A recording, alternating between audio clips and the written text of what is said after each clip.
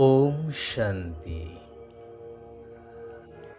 ଜ୍ଞାନର ସାଗର ପରମାତ୍ମା ପିତା ନିରାକାର ଶିବ ଭଗବାନଙ୍କର ଜ୍ଞାନବାନ ଆତ୍ମିକ ସନ୍ତାନମାନଙ୍କୁ ସଙ୍ଗମ ଯୁଗର ଶୁଭ ବେଳାରେ ଶୁଭ ଅଭିନନ୍ଦନ, ଶୁଭେଚ୍ଛା, ସୁସ୍ୱାଗତମ୍, ସୁପ୍ରଭାତ।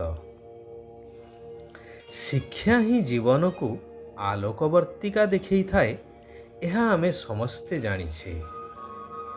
ପ୍ରାଚୀନ ବୈଦିକ ଯୁଗରେ ଗୁରୁକୁଳରେ ରହି ଶିକ୍ଷା ଗ୍ରହଣ କରିବାର ପରମ୍ପରା ରହିଥିଲା।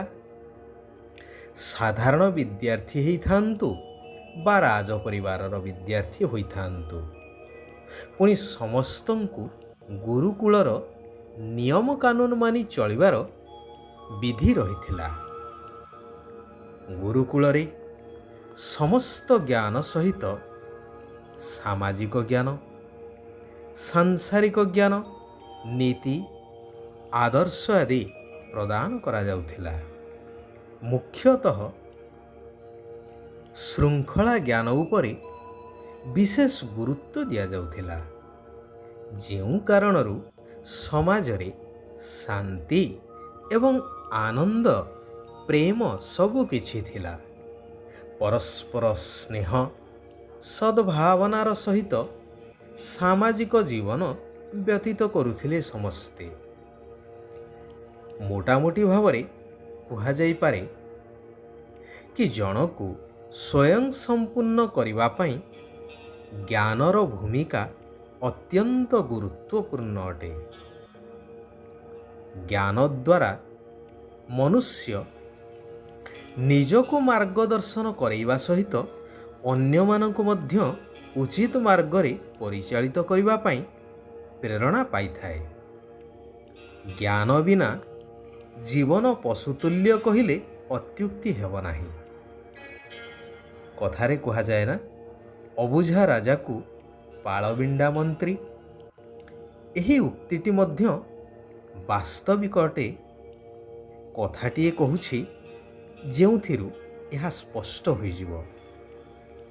ଥରେ ଜଣେ ରାଜା, ଯିଏକି ନିଜ ରାଜ୍ୟର ମାତୃଭାଷା ବିଷୟରେ ଅନଭିଜ୍ଞ ଥିଲେ, ଗୁପ୍ତଚରଙ୍କ ଠାରୁ ଖବର ପାଇଲେ କି ରାଜ୍ୟରେ ପ୍ରଜା ଶୋଷଣର ଶିକାର ହେଉଛନ୍ତି କର୍ମଚାରୀମାନଙ୍କ ଦ୍ୱାରା।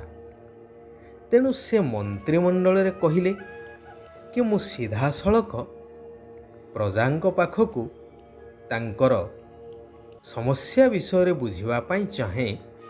ତେଣୁ ଆସନ୍ତାକାଲି ମୁଁ ରାଜ୍ୟ ଭ୍ରମଣ କରିବି।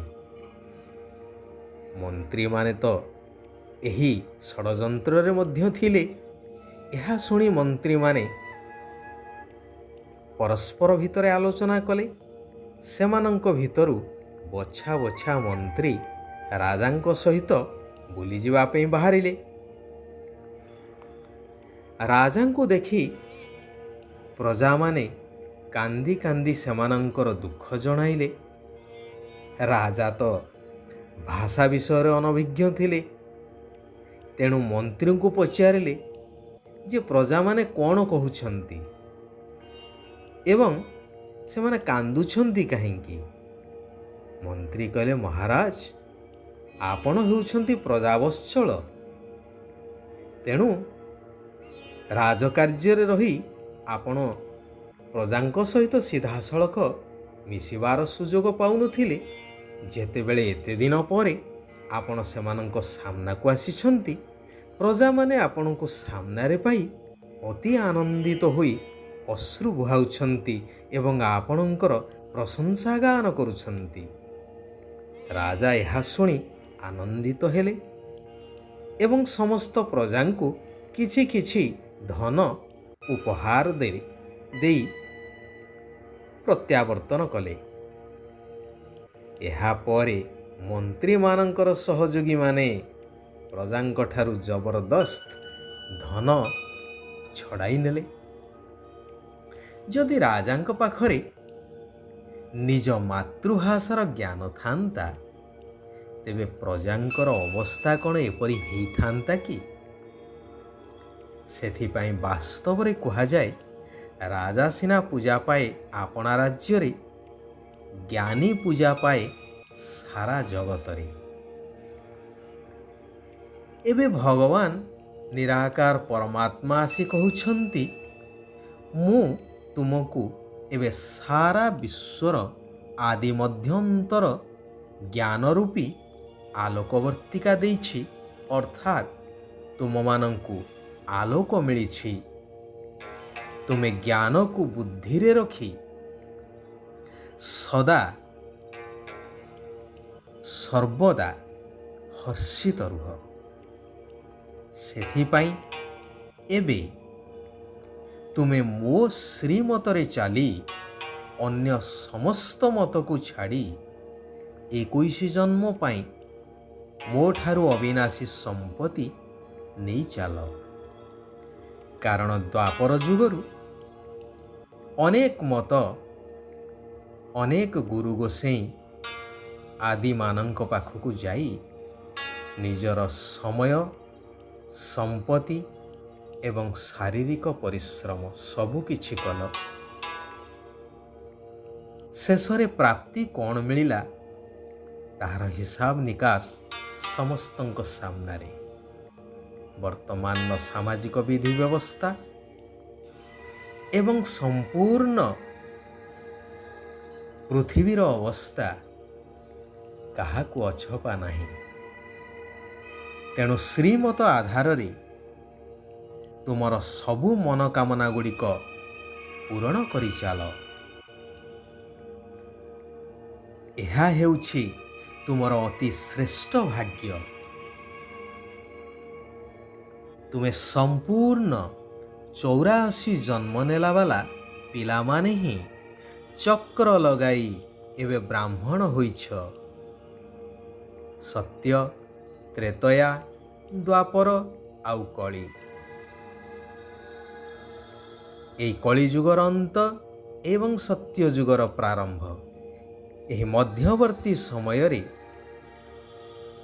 ଯାହାକୁ ସଙ୍ଗମ ଯୁଗ କୁହାଯାଏ, ଏହି ସମୟରେ ମୁଁ ନିରାକାର ସାକାର ପ୍ରଜାପିତା ବ୍ରହ୍ମାଙ୍କ ଶରୀରରେ ଆସି ତୁମକୁ ବ୍ରହ୍ମାମୁଖ ବଂଶାବଳୀ ସଚ୍ଚା ବ୍ରାହ୍ମଣ କରୁଛି, ଯେଉଁମାନଙ୍କୁ ହିଁ ଦେବତା ହେବାକୁ ହିଁ ପଡ଼ିବ ଭବିଷ୍ୟତରେ।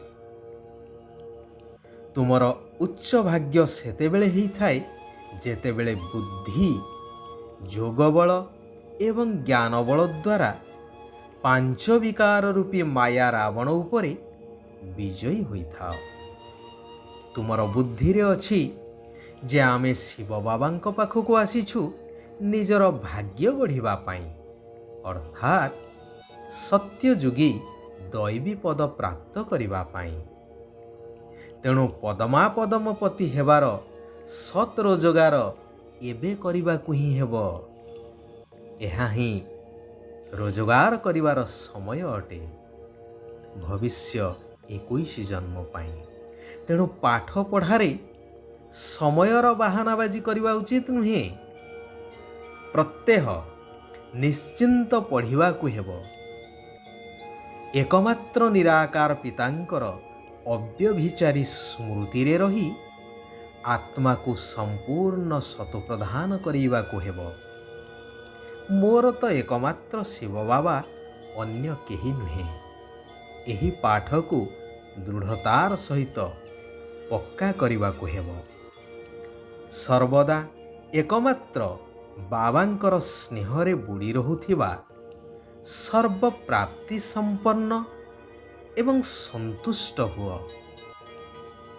ଏହିଭଳି ସନ୍ତାନମାନେ ସବୁ ସମୟରେ ବାବାଙ୍କର ସ୍ନେହର ପ୍ରତିଦାନ ସ୍ୱରୂପ ସର୍ବପ୍ରାପ୍ତି ଗୁଡ଼ିକରେ ସମ୍ପନ୍ନ ଓ ସନ୍ତୁଷ୍ଟ ରହିଥାନ୍ତି। ସେଥିପାଇଁ ସେମାନଙ୍କ ବୁଦ୍ଧିଯୋଗ ଅନ୍ୟ କୌଣସି ପ୍ରକାରର ସାହାରା ଦ୍ୱାରା ଆକର୍ଷିତ ହୋଇନଥାଏ। ବିନାଶୀ ମାନ ସମ୍ମାନ ପଛରେ ଧାଇଁବା ପରିବର୍ତ୍ତେ ସ୍ୱମାନରେ ସ୍ଥିତ ରହିବା ହିଁ ସର୍ବଶ୍ରେଷ୍ଠ ଆତ୍ମସମ୍ମାନ ଅଟେ।